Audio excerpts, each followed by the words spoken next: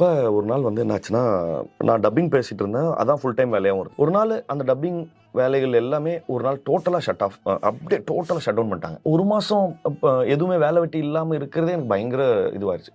அப்போ நான் என் ஃப்ரெண்டுகிட்ட சொன்னேன். அவன் பிரவீன் என் ஃப்ரெண்டு. அப்போ வந்து ஐடியில் ஒர்க் பண்ணிட்டு தான். மச்சான் எனக்கு ஏதாவது வேலை வாங்கி கொடுறா அவங்க கம்பெனியில் அப்படின்னு சொல்லி சொன்னேன்.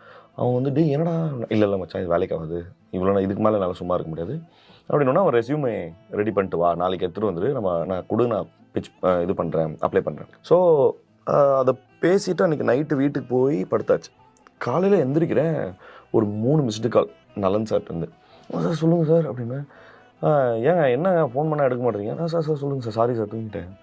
சார் கிளம்பி ஆஃபீஸ் வாங்க அப்படின்னாரு. இது நான் எந்த வித எக்ஸாஜரேஷனும் இல்லாமல் சொல்கிறேன், இதான் நடந்தது. டக்குன்னு கிளம்பி போகிறேன், ஸ்கிரிப்ட் கொடுத்தாரு, படித்தேன். அதில் முரளின்னு ஒரு கேரக்டர் இருக்குல்ல அப்படின்னா, ஆமாம் சார் அது நீங்கள் தான் பண்ணுறீங்க போங்க அப்படின்னாரு.